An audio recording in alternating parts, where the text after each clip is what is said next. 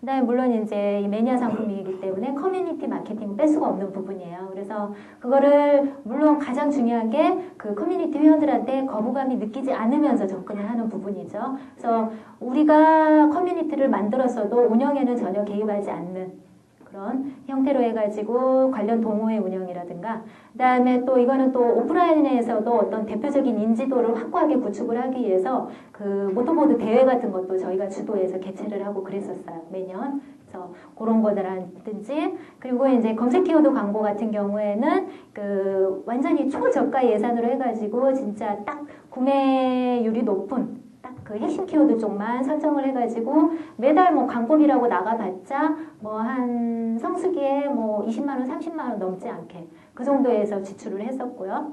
그래서 이런 식으로 이제 운영을 했었는데 이게 이제 아무래도 승용용품, 그 레저용품이다 보니까 비수기가 없을 수가 없어요. 그래서 저도 이거를 이제 쇼핑몰 운영 초기에 이제 창업을 했던 아이템이고 그 당시에는 뭐 어떤 비수기, 성수기를 이런 가릴 만큼 뭐 아이템에 대한 구체적인 계획도 뭐 지식도 없었기 때문에 창업을 했는데 이게 성수기에는 상당히 수익이 괜찮은데 치명적인 비수기가 있었던 거예요, 겨울이. 그래서 이 겨울을 어찌 보낼까 생각을 하다가 창업을 한 아이템이 뭐였냐면요. 옥매트 쇼핑몰이었어요. 이 옥매트 쇼핑몰이라는 것도 마찬가지로 어떤 운영하는 데 있어서 어떤 인력이라든가 특별한 자금 같은 게 많이 들어가지 않고요. 이런 경우에 옥매트 쇼핑몰 같은 경우에는 이제 실제로 매트를 비축하지 않고 그 중간에서 연결하는 그 형태로 해가지고 그러니까 발주서만 넣어주면 그거를 갖고 있는 업체에서 대신 발송을 해주는 거죠. 고객들한테. 고객은 우리 사이트에서 구입을 하고 결제를 하는 거고 물론 AS도 이제 저희가 중간에서 책임을 져야죠. 그래서 이런 옥매트 쇼핑몰을 운영을 했어요. 그래서 비수기 보완 아이템으로 해서 초가을부터 봄, 늦봄까지 해가지고 그런 식으로 해서 매트 쇼핑몰 운영을 했었고 이거는 특별히 공간도 필요 없는 거기 때문에 이제 겸사겸사 해가지고 한 거죠. 그래서 물론 키워드 광고 같은 경우도 그 원칙인 초저가 예산으로 해서 구매를 한다. 그런 식으로 하고요. 그리고 옥매트 쇼핑몰 같은 경우에는 가장 그러니까 포인트를 뒀던 게 그러니까 그 아이템에 따라서 어떤 마케팅의 포인트가 달라질 수 있는 거예요. 모터보드 같은 경우에는 어떤 콘텐츠라든가 그런 것들이 중요했기 때문에 우리가 투자를 그쪽으로 이제 초점을 많이 맞췄었고, 옥매트 같은 경우에는 고객 상담. 그러니까 얼마나 고객하고 밀착해서 상담을 구매로 이끌어내느냐가 상당히 중요한 거예요. 그래서 그런 쪽에 초점을 맞춰가지고 운영을 했었어요. 그래서 옥매트를 이제 구매를 한 고객 중에 어떤 젊은 여자분이 계셨는데요. 옥매트가 이제 마진이 높은 아이템인 반면에 아직까지 이게 제조업체들이 굉장히 영세하기 때문에 불량률이 상당히 높아요. 불량률이 상당히 높아서 어떤 여자 고객이 가격이 좀 되는 한 50만 원대의 어떤 옥매트를 구매를 했는데 그게 고장이 난 거예요. 고장이 나서 한번 이제 교환을 해줬어요. 교환을 했는데 두 번째도 그게 불량인 거예요, 제품이. 전화가 와가지고 이제 전화를 받았어요. 전화를 받았는데 어떡할 거냐, 두 번째 불량이다. 반품을 해줘야겠다. 뭐 반품하고 환불을 해달라 이렇게 얘기를 하는 거예요. 근데 저희로서는 뭐 최대한 그 반품 환불까지는 안 가고 어떤 교환 조치를 할 수 있는 한 해보는 게 그래도 그 제일 나은 거니까요. 열심히 설득을 했는데 그분이 하시는 얘기가 이게 자기가 쓸 게 아니라 요새는 이제 결혼하면 예전에는 그 시부모님 예단으로 보료 이런 거 뭐 해가고 그랬는데 요새는 이제 그 옥매트 같은 걸로도 하나 봐요. 그래서 이거 내가 쓸 게 아니라 그 결혼하는데 시부모님 그 예단 형식으로 해서 드리는 거다. 근데 우리 시어머님이 보통 성격이 깐깐하신 분이 아니다. 지금 노발대발 난리가 나셨다. 내 손에는 이제 도저히 해결을 못 하겠으니 그 우리 시어머니 되실 분하고 직접 통화를 해봐라 그러는 거예요. 아주 완전히 쫄았죠 저는. 그래가지고 그 전화번호를 알려줬는지 전화가 왔어요. 우리 시어머님한테.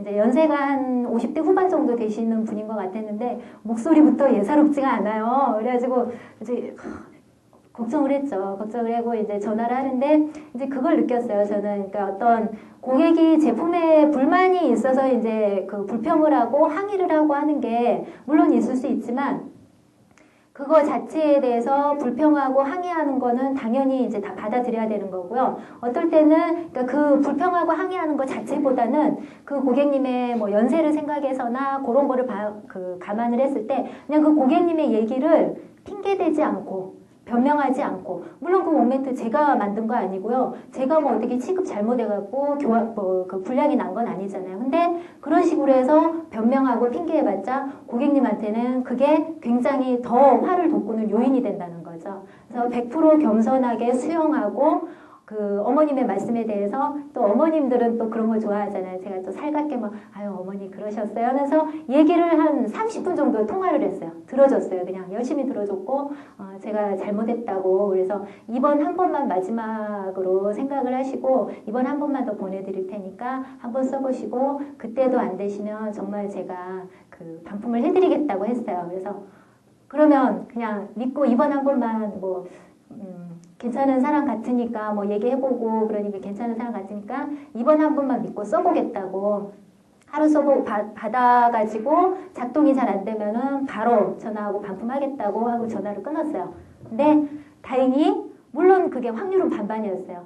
새로 간 제품이 불량일지 아닐지 물론 저희 거래처에 이번 건은 교환이 여러 건 난 건이기 때문에 특별히 테스트를 해가지고 보내달라고 얘기를 물론 했긴 했지만 그렇게 해서 그 고객님이 다시 이제 항의 전화가 안 오고 그 물건을 계속 사용을 하시게 됐거든요. 그래서 그 게시판에 글을 나중에 쇼핑몰을 창업해서 고객 관리하실 때 게시판에 글을 쓰시거나 전화 상담할 때 그 무엇보다도 쇼핑몰 운영자한테 스트레스가 많이 되는 부분이요. 그런 항의, 불평, 불만 뭐 이런 별별 고객님들이 많이 계시거든요. 그래서 쇼핑몰을 이용하는 고객 중에는 자신이 필요로 하는 물건을 정당한 가격에 구입하려는 선의의 소비자가 뭐 90% 이상이지만 그 중에는 좀 힘든 고객님도 많이 있고 그래요. 그래서 그런 것들을 슬기롭게 대처하는 어떤 지혜와 인내력, 끈기가 필요하다는 거예요. 그래서 그런 거 정말 누구나 다 알고 있는 거지만 막상 상황에 부딪혔을 때 실천하는 거 쉽지 않거든요. 그래서 그런 것들도 좀 많이 생각을 하시고요. 그래서 지금 강의 시간이 거의 다 돼서 이거는 제가 동영상을 보여드리려고 그랬어요. 동영상으로 제가 이제 정부 모 기관에 어떤 협조를 받아가지고 교육 콘텐츠를 제작을 한 적이 있었어요. 그래서 그 단체가 여성 관련 단체였어요. 여성 관련 단체여서 그 쇼핑몰 창업 성공자 중에서 여성이 창업을 한 경우 그리고 어느 정도 안정적으로 운영을 하고 있는 성공 창업자를 선정을 해서 인터뷰를 한 거를 동영상으로 제작을 해서 콘텐츠로 제공을 하자는 그런 그 제의가 들어와가지고 제가 이제 운영자들을 몇 명 선정을 해서 인터뷰를 하고 했던 적이 있거든요. 그래서 그런 거에서 이제 제가 많이 느꼈던 것들이 제일 짚고 요분 얘기는 하고 싶어요. 잠깐 말씀을 드릴게요. 스피드 가정식이라는 이제 사이트가 있는데요. 이 사이트는 뭐냐면은 그 요리 있죠? 요리를 어떤 반조리 상태로 제작을 해서 조리를 해서 배달을 해주는 그런 사이트예요. 이게 지금은 인터넷 쇼핑몰에서 식품 쪽이 이렇게 활성화가 되리라고 정말 예측을 못했었는데 지금은 굉장히 많이 활성화가 됐지만 이분이 창업할 당시만 해도 지금 거의 창업한 지가 한 8, 9년 되니까요. 그때만 해도 거의 불모지다시피 했어요. 이분이 창업하신 게. 그래서 굉장히 위험 부담이 컸었죠. 근데 이분이 원래 중학교인가 고등학교 가정선생님이셨어요. 50대 아주머니신데 가정선생님이었는데 한창 이제 시대가 변하다 보니까 가정 과목이 축소가 되고 그 과목을 담당하던 교사들한테 생전 뭐 자기가 배운 적도 없는 어떤 컴퓨터 과목을 가르치라느니 이런 식으로 해서 이 교수 과목을 전환하게 하는 그런 걸로 이제 유도를 했던 그 시기가 있었나 봐요. 근데 이분은 진짜 평생 가정 과목만 가르쳤던 분이니까 그거에 대해서 도저히 다른 과목으로 애들을 어떻게 할 자신도 없고 그거에 대해서 스트레스를 너무 많이 받은 거죠. 그래서 이제 고민을 굉장히 많이 하셨어요. 그래서 가족들은 그렇게 해서라도 안정적인 교사 생활 유지하고 정년 퇴직할 때까지만 버티면 연금 나오고 얼마나 편할 텐데 좀만 참아라 했는데 도저히 이런 상태로는 안 되겠다고 하고 이제 명예퇴직식으로 해서 이제 퇴직을 하신 거예요. 50대 나이에. 그래서 퇴직금 뭐 명예퇴직 뭐 이런 걸 해가지고 뭐 5천만 원, 그 비용 5천만 원 하고 갖고 있던 여유자금 5천만 원 하고 투자를 해서 손도 크신 분이죠. 가정선생님이. 그 당시에 1억 원을 투자를 하셨어요. 이런 걸 투자를 하셔가지고 어떤 음식조리 분야이기 때문에 제조시설이 반드시 필요하잖아요. 제조시설이 필요하기 때문에 그 공간도 임대해서 조리시설 다 갖춰놓고 쇼핑몰을 이제 시작을 한 거예요. 사이트를 구축을 해놓고. 그래서 워낙 희귀한 그 어떤 비즈니스 모델이었기 때문에 초기에는 여론의 조명도 많이 받고 소개도 많이 됐었어요. 소개 많이 돼가지고, 계속 이제 우여곡절 끝에 막 시행착오 겪다가 어느 정도 궤도에 올라가지고 쇼핑몰을 운영을 하는데 그게 이제 그분이 또 세금 관계는 완전히 문외한이셨던 거예요. 그래서 여러분들이 쇼핑몰 창업하실 때, 운영하실 때 꼭 그 중요하게 생각하셔야 될 게 세금계산서거든요. 세금계산서 발행하고 또 발급받는 거 이런 것들이 중요한데 그분은 그런 거를 모르셨던 거예요. 더구나 식재료 구입하고 이런 부분들이 아직까지는 그런 거래들이 투명하지가 않아요. 그래서 식재료 같은 걸 구입하시면서 세금계산서를 거의 챙기지가 않으신 거예요. 그래서 장사는 어느 정도 되고 그러는데 그 세금이 2천만 원이 나온 거예요. 그래서 다시 또 한번 위기에 이제 봉착을 한 게 된 거죠. 그래서 세무서 쪽하고 자꾸 이제 조절을 해가지고 어느 정도 일정 금액을 이제 그 분할을 해가지고 납부를 하기로 하고 그 힘든 고비 넘기시고 계속 이제 운영을 하셔가지고 지금은 이제 인지도도 있고 어느 정도 이제 안정된 상태로 유지를 하고 계세요. 그래서 그런 부분부터 시작해서 그러니까 실제로 이제 창업자들 얘기 들어보면은요, 참 정말 우리 주변에서 흔히 보는 뭐 이런 평범한 분들이지만 또 쇼핑몰 운영에 있어서는 정말 남다른 끈기하고 어떤 그 독한 마음을 가지고 매달려서 어느 정도 성공을 했거나 하는 그런 그 생각을 가질 수가 있었거든요. 그래서 이런 것들 이제 스피드 가정식 이런 사이트가 있거나 아니면은 이 현이맘이라는 사이트가 있었는데요. 이거는 무슨 사이트냐면은 그 돌 기념 답례품 아시죠? 뭐 수건이나 떡 같은 거 이런 거 나눠주는 거 있잖아요. 그런 이제 사이트를 주문을 받아서 납품을 해주는 이제 사이트인데 이분이 창업하실 당시만 해도 이게 일반화될 때가 아니었어요. 근데 이분이 어느 정도 그 시장에서의 수요를 간파하는 감각이 있으셨던 거죠. 그러니까 둘째 아이 돌잔치 준비를 하면서 아 이런 거를 좀 구매하고 할 수 있는 그런 사이트가 있으면 좋을 텐데 하는 생각을 하신 거예요. 그래서 그런 돌 답례 기념품 쇼핑몰을 이제 해보자고 생각을 하셨는데 이분도 굉장히 치밀하게 준비를 하셨어요. 초기에 무작정 쇼핑몰 만드시지 않고요. 일단은 그 커뮤니티 있죠. 게시판 하나만 딸랑 있는 커뮤니티 같은 거 만드셔가지고 거기 통해서 이제 들어온 엄마들, 그러니까 뭐 돌 뭐 이런 기념 잔치 관련 뭐 뷔페 정보 제공하고 이런 여러 가지 도움이 되는 컨텐츠가 준비가 돼 있었겠죠. 끌어들이려면은 그런 쪽 이용해서 그냥 한 건, 두 건 주문을 받기 시작해서 어느 정도 아 이게 쇼핑몰 아이템으로 일정 수익이 되겠다는 판단이 서니까 쇼핑몰을 이제 만들게 된 거예요. 그래서 이분도 이걸 하셔가지고 굉장히 돈을 많이 버셨어요. 그래서 아이템 그 포착의 중요성 그거에 대해서 이제 제가 강조를 하고자 이걸 이제 말씀을 드린 거고요. 그래서 이제 마지막으로 제가 이제 짚고 넘어가야 할 거는요. 그러니까 성공 쇼핑몰을 위한 10계명이라고 해가지고 이제 제가 나름대로 정리를 한 10개 부분이 있어요. 그래서 첫 번째는 쇼핑몰은 상품을 판매하는 곳이에요. 이거는 뭐 어떤 여러분의 어떤 그 감각을 나타내는 그 개인 홈페이지도 아니고요. 어떤 일반 기업의 어떤 사업을 소개하는 홈페이지도 아니에요. 이거는 분명히 상품을 판매하는 온라인상의 어떤 공간이기 때문에 가장 쇼핑몰의 기능의 중심이 돼야 되는 거는 고객이 쇼핑을 하고 상품을 구매하고 결제하고 이용을 하는 데 있어서 그 디자인적인 요소라든가 기타 거치대적인 요소에 좌우돼가지고 그런 핵심 기능들이 불편하게 느껴진다거나 번거롭게 느껴지도록 만들게 해서는 안 된다는 거죠. 그래서 의외로 연 매출 몇 억 올리는 아주 엄청난 쇼핑몰 중에는요. 디자인이 생각외로 그다지 훌륭하지도 않고 조잡한 사이트들도 굉장히 많아요. 굉장히 많지만 그 쇼핑몰의 중요한 어떤 그 디자인적인 포인트는 뭐냐면요. 그 메인 화면에서의 어떤 거칠애적인 그런 시각적인 현란함만 강조하는 게 아니라 사이트 전체에 어떤 그 고객이 들어와서 상품을 검색하고 구매할 때까지 메인 페이지만 이용하는 게 아니잖아요. 메인 페이지에서 상품 상세 페이지를 이동할 수도 있고요. 뭐 장바구니 페이지, 위시리스트 페이지, 여러 가지 페이지들을 고객은 거쳐가게 돼 있어요. 그런 페이지들이 어느 정도 일관적인 컨셉으로 유기적으로 연결이 되면서 어떤 쇼핑몰의 컨셉을 명확하게 전달해 줄 줄 알아야 된다는 거죠. 그래서 그런 쪽으로 해서 쇼핑몰의 어떤 정체성을 확고하게 구축을 해야 된다는 거고요. 두 번째로 중요한 거는 그냥 무작정 창업하시지 마시고 아까 제가 그 간단하게 정리했던 것처럼 그 창업 전에 쇼핑몰 기획은 반드시 해야 된다는 거, 필수 코스라는 거.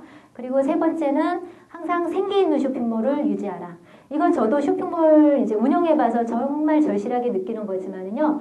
이건 뭐 오프라인 상에 있는 점포가 아니어서 손님들이 점포에 들어왔다 나가고 북적거리는지 한가한지 알 수가 없어요. 알 수가 없지만 이게 미묘하게 쇼핑몰에서 느껴지는 활기라는 게 있어요. 활기와 생기라는 게 있어요. 그래서 전체적으로 끊임없이 어떤 이벤트라든가 아니면 뭐 상품의 업데이트 상태라든가 아니면 고객 게시판이나 기타 커뮤니티의 어떤 글 등록 그 빈도라든가 대답 뭐 유형 같은 거 이런 걸 보면 이 쇼핑몰이 얼마만큼 활기가 있는 쇼핑몰인지 운영자가 얼마만큼 애정을 갖고 이 쇼핑몰 운영에 전심 전력을 하고 있는지를 고객들은 직감적으로 동물적으로 느낄 수가 있어요. 그래서 그런 부분들을 서포트할 수 있는 여러 가지 노력들을 많이 해야 된다는 거예요. 그리고 요거는 이제 연관되는 개념인데 부지런하지 않으면 쇼핑몰 하기 진짜 힘들어요. 초창기에 어느 정도 일정 수익이 돼서 직원을 한 몇 명 정도 고용해서 자신이 맡은 분야를 전담해 줄 직원이 생기기까지는 자기가 모든 거를 해야 되거든요. 더구나 자리가 잡힐 때까지는 자나깨나 내 쇼핑몰 어떻게 알리고 방문자 어떻게 끌어들일 것인가로 끊임없이 고민을 해야 돼요. 그렇기 때문에 부지런하게 운영을 하고 공부하는 그런 그 습관이 몸에 배 있어야 된다는 거예요. 그리고 다섯 번째는 교만하지 말라는 거예요. 쇼핑몰, 뭐 여성 의류 쇼핑몰이나 기타 뭐 다른 쇼핑몰 보면은요, 순위가 1위인 업체들이 몇 년을 지속하는 업체들이 거의 없어요. 그러니까 이게 굉장히 경쟁이 치열하고요. 내가 잠시 쇼핑몰 내 분야에서 1, 2위 하고 있다고 해서 잠시 교만해지고 사장님네하고 거드름 피우고 있는 사이에 내 경쟁 쇼핑몰이 나의 목덜미를 잡는 수가 굉장히 많아요. 그렇기 때문에 이건 진짜 쇼핑몰은 충성 없는 전쟁이거든요. 그래서 절대 잘 되더라도 내가 생각했던 궤도에 조금 더 내 예상보다 빠른 시기에 도달했다 하더라도 절대 교만하지 말라는 거요. 그거 명심하시고 그다음에 고객과의 대화 창구를 다양하게 마련하라는 거. 커뮤니티나 기타 여러 가지 블로그 운영도 좋고요. 커뮤니티 운영도 좋고요. 블로그도 굉장히 저한테는 유용한 것으로 판단이 돼요. 네이버 블로그 같은 경우에는. 그리고 쇼핑몰의 정체성을 확고히 하라는 거. 아까 돈을 들여서 광고를 진행하더라도 고객이 내 사이트로 처음 들어왔을 때 처음 들어온 쇼핑몰, 더구나 문 연 지 얼마 되지도 않는 것 같은 쇼핑몰에서 선뜻 몇천 원도 선뜻 구매 안 해요. 구매를 안 하지만 그거를 첫 번에 구매를 할 걸로 기대를 하는 게 아니라 내 쇼핑몰에 대해서 고객이 인식을 할 수 있게, 각인을 할 수 있게, 이 쇼핑몰은 어떤 상품을 파는 쇼핑몰이구나.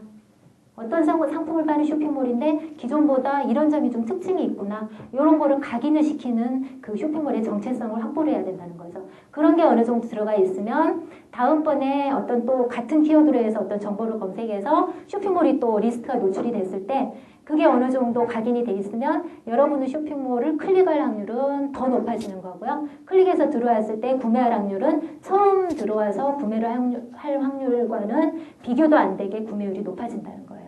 그래서 그런 점 명심하시고요. 그 다음에 세무관계, 이거 절대 무시 못하는 거거든요. 앞으로 물건 팔아서 앞으로 남고 뒤로 미치는 장사 하시면 절대 안 되잖아요. 그래서 어떤 세무회계 같은 거 그런 거 워낙 골치 아파하시면 그 세무회계 사무소에 맡기셔도 돼요. 맡기셔도 되는데 그거를 완전히 일임을 하시지 말고 기본적인 어떤 세무 절차라든가 정기적인 어떤 세무와 관련돼서 해야 할 일들은 운영자도 반드시 꿰고 있어야 된다는 거예요. 그리고 인맥 거래처는 쇼핑몰의 자산임을 명심하라는 거. 혹시나 자금이 부족하거나 했을 때 정말 자신이 그동안 성실하게 닦아놓은 인맥과 자산이 인맥이 있으면은 어느 정도 물건을 돈을 안 주고도 떼올 수 있는 그런 기회가 생길 수도 있어요. 그런 자금 면에서의 도움을 받을 수도 있고요. 시장에서 뜨는 아이템 같은 경우에는 창업한 지 뭐 6개월, 1년 된 초보 창업자보다는 그 분야에서 10년, 20년 고객을 상대하고 물건을 만들고 납품해온 도매업체가 훨씬 더 감각이 빠를 수 있어요. 하지만 모든 그 거래업체한테 다 똑같이 대하지는 않거든요. 자기가 얼마나 신뢰를 하는 쇼핑몰인가, 얼마나 친분이 있고 성실하다고 판단되는 운영자인가에 따라서 정보의 수위를 조절을 해요. 그래서 정말 괜찮은 아이템이다 하면은 나하고 이번에 요 건에 대해서 독점적으로 좀 진행을 해보자 이런 얘기가 나올 수도 있는 거고, 그러니까 그런 건이 매일에 한두 푼 몇천 원, 몇만 원 들어온 수익보다는 그렇게 괜찮은 아이템 하나가 터지면 그게 굉장한 수익원으로 연결이 될 수도 있는 거거든요. 그래서 진심을 다하는 거래처 관리. 그것도 굉장히 중요하다는 거고요. 그 다음에 마지막으로 절대 광고에만 의존하시지 말고요. 여러분은 몇천만 원, 1억, 2억 갖고 쇼핑몰 창업하는 그런 분들이 아니잖아요. 기껏해봤자 몇백만 원, 몇십만 원. 1,000만 원 이렇게 갖고 투자를 하는데 광고에만 쇼핑몰 홍보를 의지해서는 절대 이거는 승부가 날 수가 없거든요. 그래서 아까 말씀드렸듯이 여러 가지 방법으로 해서 근데 지금 요새 소모 쇼핑몰 홍보에 뜨고 있는 마케팅이 콘텐츠를 이용한 마케팅이 많이 뜨고 있어요. 그래서 고객이 네티즌들이 어떤 인터넷에서 정보를 검색을 하고 관심을 갖고 내 것으로 보관을 하고 다른 사이트에 뻗뜨리는 거는요. 정보 아니면 재미예요. 정보 아니면 재미이기 때문에 정보나 혹은 재미 아니면 정보와 재미가 담긴 다양한 콘텐츠를 개발을 하고 제작을 해서 여러분의 쇼핑몰 홍보나 매출에 끌어들일 수 있는 그 수단으로 적극적으로 활용을 하시기 바랍니다. 이제 성공 쇼핑몰을 위한 10계명을 마지막으로 해서 제 강의는 이제 마치겠고요. 시간이 많이 지났는데 죄송해요. 피곤하실 텐데 제가 너무 늦게까지 지금 붙잡고 있은 것 같아요. 그래서 지금 시간이 많이 넘긴 했는데 강의에 대해서 궁금하신 사항이나 기타 궁금하신 사항이 있으면 시간을 많이는 할애는 못할 것 같고 한 10분 정도 제가 질문을 받을게요. 질문 시간이 짧더라도요. 기타 궁금하신 사항이 있다면은 제가 메일 주소를 가르쳐 드릴 테니까 메일로 문의를 하셔도 되고, 그리고 제 마리앱.co.kr 거기에 1:1 문의 메뉴가 있으니까요. 거기다 문의를 하시면 제가 답변을 해드릴 거예요. 질문 있으세요? 예. 아까 프로모션 사용료가 무료라고 했어요. 네. 왜 무료를? 왜 무료냐면요. 그러니까 카페14라는 쇼핑몰 솔루션이 있어요. 근데 그 카페14는 원래 이제 웹호스팅을 모태로 해가지고 하는 호스팅 회사인데요. 어떻게 무료가 될 수 있냐면은 쇼핑몰 솔루션, 쇼핑몰 운영에는 아까 신용카드 결제 같은 것들이 들어가야 된다고 했잖아요.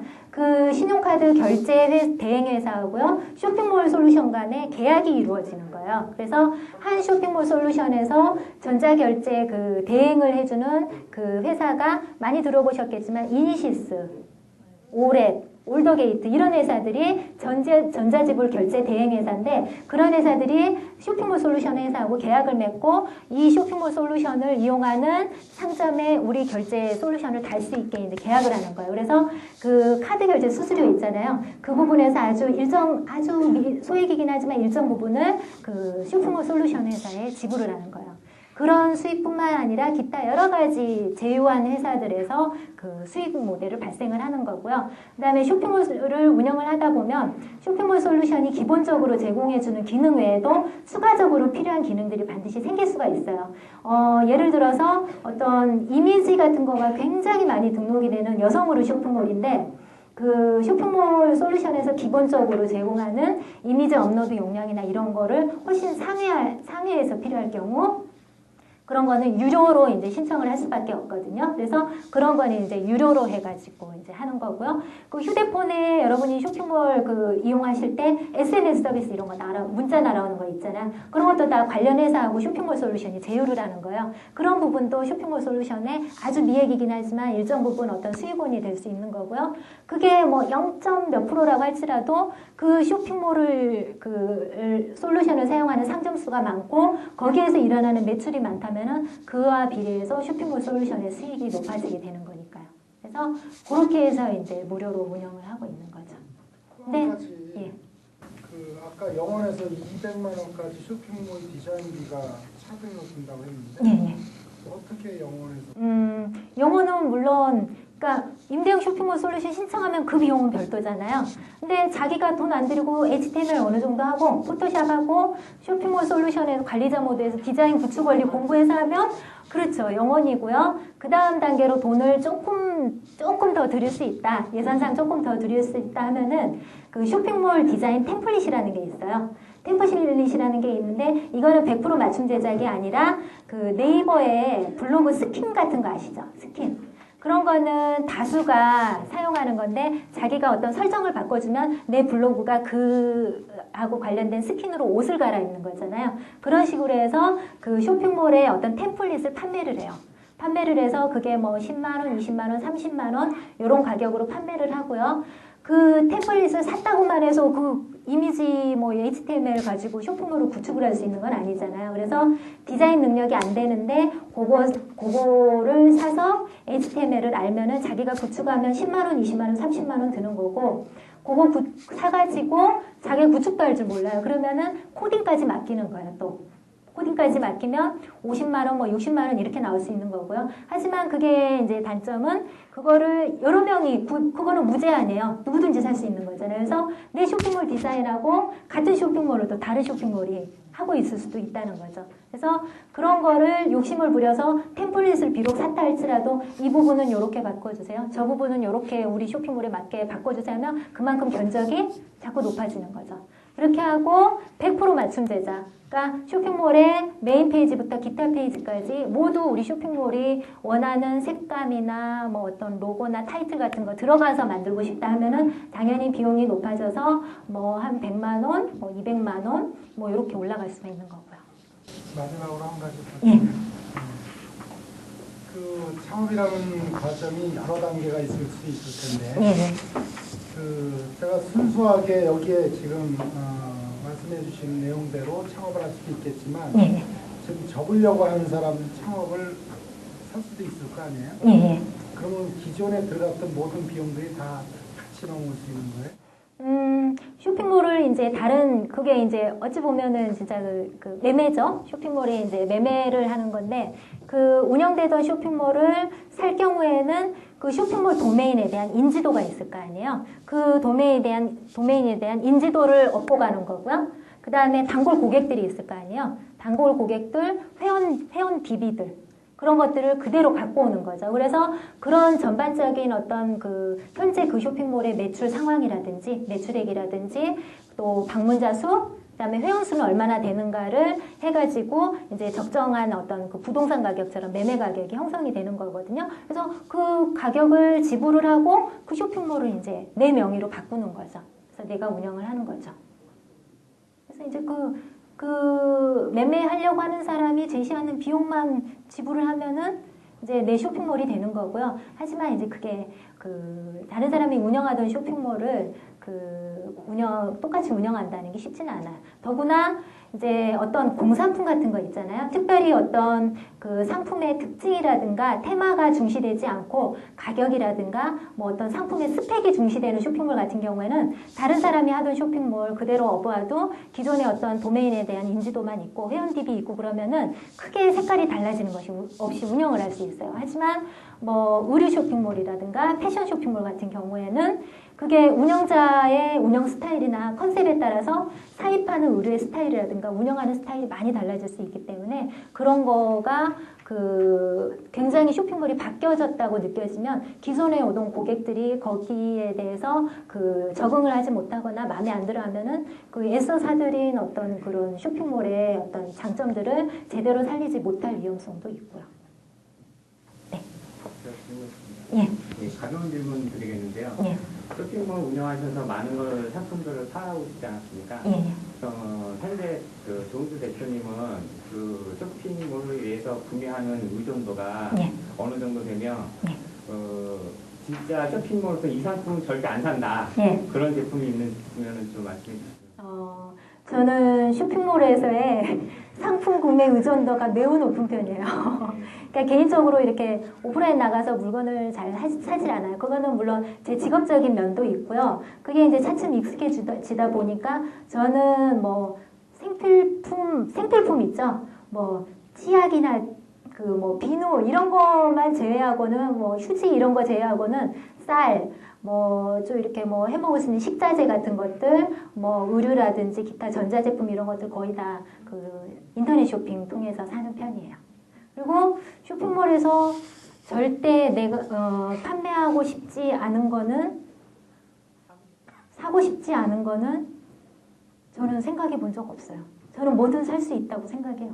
가능성이. 그러니까 그거를 고객한테 어떤 방법으로 어떻게 포장해서 어떻게 어필하는지 과연 그 고객이 온라인에서 이 상품을 꼭 구매할 만한 이유가 있다 하게 만들 수 있는지 그렇게 포장하고 제작을 할 수 있는 능력이 있는지 컨텐츠를 그거에 따라서 굉장히 가능성은 많이 열려 있다고 생각을 해요. 네, 이상입니다. 네. 교수님이 눈치 주시는 것 같은데요. 끝내라고. 한 가지만 더 질문드리겠습니다. 예. 지금 얼마 전에 한 달 정도에 다 실시한데요. 예. 오픈마켓처럼 개인이 시작하는 그런 쇼핑몰들이 요새 매출이 많이 줄어들고 있다고 하는데 그 부분에 대해서 어떻게 생각하세요? 그러니까 지금 질문하신 내용 중에 오픈마켓처럼 개인이 운영하는 쇼핑몰이라고 하셨는데 요거는 오픈마켓에 대해서 적절한 어떤 설명은 아닌 것 같고요. 그러니까 오픈마켓은 쇼핑몰이라고 보기니까 오픈마켓을 운영하는 지마켓이나 옥션 입장에서는 어떤 쇼핑몰 개념으로 자기네 사이트를 볼 수는 있지만 그건 엄밀히 말해서 그냥 상거래 중개 사이트라고 볼 수 있고요. 그러니까 오픈마켓에서 판매 활동을 하는 사람들은 그냥 개인 판매자들이죠. 판매자들. 그러니까 그게 되게 좀 주기가 트렌드가 왔다 갔다 하는 것 같아요. 처음에는 이제 개인 쇼핑몰이 대세를 이루다가 오픈마켓이 한창 성장하고 지마켓이 본격적인 어떤 마케팅 활동, 또 신토부령 마케팅 활동을 다각도로 전개를 하면서 지마켓이 엄청나게 성장을 하면서 오픈마켓이 굉장히 성장을 많이 했어요. 성장을 많이 했는데 뭐든 그러잖아요. 뭐든 라이프 사이클에서 오르막이 있으면 내리막이 있듯이 너무 경쟁이 치열해지고 시장이 포화 상태가 되다 보니까 오픈마켓에서는 방문자가 그만큼 많은 반면에 워낙 인지도가 있어서 방문자가 많은 반면에 경쟁이 굉장히 치열하고 너무 많은 정보가 노출이 돼 있어요. 특정 키워드로 딱 치면은 여러 판매자가 어떤 상품을 얼마에 팔고 있는지, 어떤 조건으로 팔고 있는지, 사은품은 뭐를 주는지, 배송비는 얼마인지 이런 거 일목요연하게 다 볼 수 있거든요. 그래서 그런 것 때문에 이제 오픈마켓 판매자들이 많이 힘들어해서 어느 정도 오픈마켓에서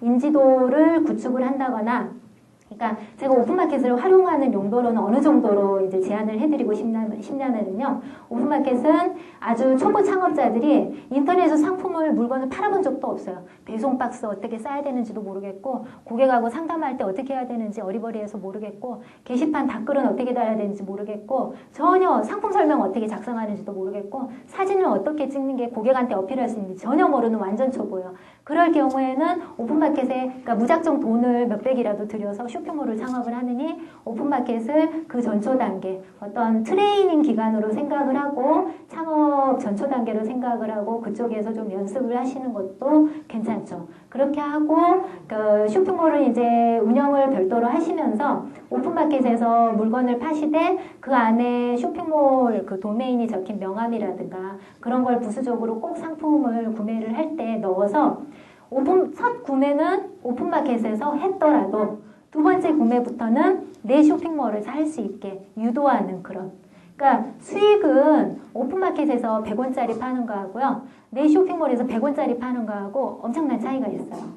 수수료가 나가기 때문에. 그래서 되도록이면 그러니까 처음에 그 오픈마켓에서 인지도를 높이고 물건을 팔았던 판매자도 그 오픈마켓 활동을 접고 어느 정도 쌓인 인지도를 바탕으로 쇼핑몰 쪽으로 전업을 하신 경우도 굉장히 많아요.